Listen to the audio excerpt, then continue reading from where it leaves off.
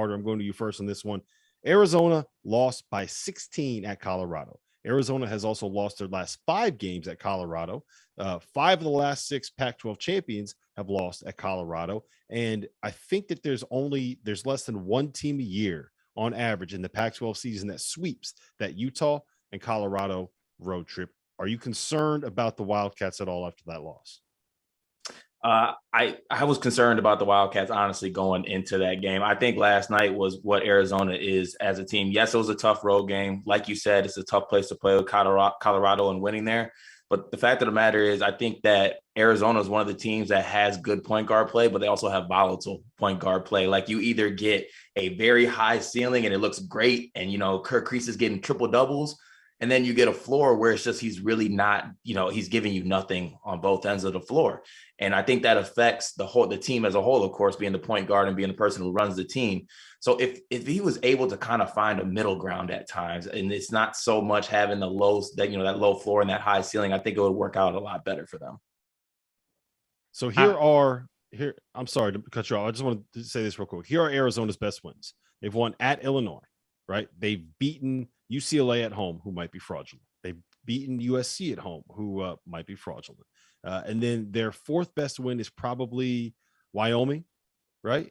And then maybe Wichita State. I don't know where you want to throw Michigan in that mix. I don't think Michigan's very good. They're probably in that fraudulent category as well. Sorry, producer Greg. But if you look at what they've actually done this season, they don't have all that many great wins.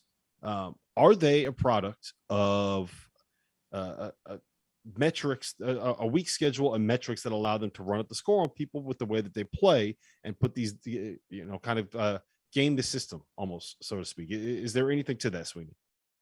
I don't think you can be as dominant as they have been and have some good wins too and been competitive in every game, really with the exception of, Colorado, and that was competitive for 35 minutes. I don't think you can be that good and not be an elite basketball team, right? I really do believe this team can be special.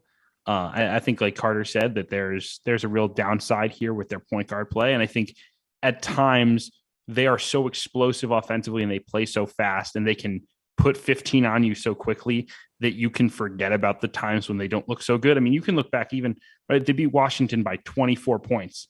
They were down double figures in that game, right? And they pounced on them quick and all of a sudden it's over again. You look back, I mean, there have been so many games where it just the deficit vanishes in a hurry. They trailed by double digits against Arizona State and then rallied and won it. I mean, it's just all season long, they've been able to have bad moments and surge back. And I think if you're kind of wondering about their ability to win in March, I think that's concerning because I don't know how easy it's going to be to put together a 12-0 in March Madness, right? It's not as easy as it is on a Tuesday night in the Pac-12. Just that's the reality. But I do think that they're an elite basketball team because you don't accomplish what they've accomplished, regardless of schedule, if you're dominating like this, right? I mean, their schedule is no worse than Gonzaga's in conference play, and they're just as dominant. So I don't think that there's a case to say they're not elite. I think it's a question of can they win 6 games in March with how volatile they can be really inside of games. I think they're an elite basketball team. I mean, you don't play a high major schedule and be in the Pac-12, one of the Power 5 leagues, and have 2 losses, and we're about to go to March 1st and not be an elite team. I mean, they lost twice, I believe, right? And then did they lose at Tennessee? Mm-hmm. And they should have won that game. I'm going to blame that one on the officials. It has nothing to do with the fact that I may have had a little bit of money on Arizona in that spot at Bet River Sportsbook, but they did lose at Tennessee.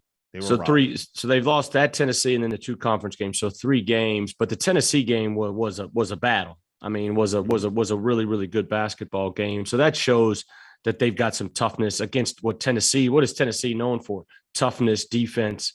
So they showed up, and then to go to Illinois and win, I think that's a phenomenal win. It's a tough place to play. And I think what Tommy Lloyd said after the game a little bit was this doesn't change anything. And the one thing we forget is they were up by 5 at halftime. I mean, they were up at half. I mean, they played a really good 20, and like Kevin said, maybe even 30, 35 minutes. But they're still in position to win the Pac-12. You know, they're at USC. That'll show a lot about their character to bounce back because this is their first kind of, adversity. They got a legitimate chance to lose 2 games in a row, and they're going to play a good Southern Cal team. But then they come home for Stanford and Cal where they can win the Pac-12 and then maintain a number one seed.